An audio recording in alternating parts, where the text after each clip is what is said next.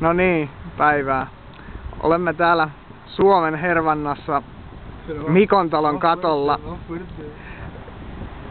Kello on jotain noin 12 keskiyöllä ja tuossa kuvassa näkyy Nokian tutkimuskeskus. Sitten kun lähdetään tästä kääntymään tänne vasemmalle päin, niin tuossa näkyy Hervannan uusi paloasema. Ja paloaseman takana näkyy Tampereen teknillinen yliopisto eli TUT. Ja sitten kun tästä käännetään edelleen vasemmalle, niin alkaa näkymään Hervannan keskustaa ja tuolla on kauppakeskus Tapsan tori. Ja sitten tuossa vasemmalla näkyy tämmösiä hienoja suomalaisen arkkitehtuurin taidenäytteitä, näitä mutteritaloja, ja sitten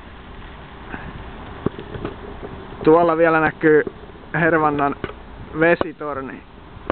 Onks tässä zoom? Ei vaan.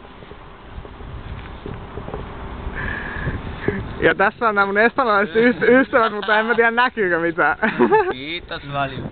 Muy bien, very good.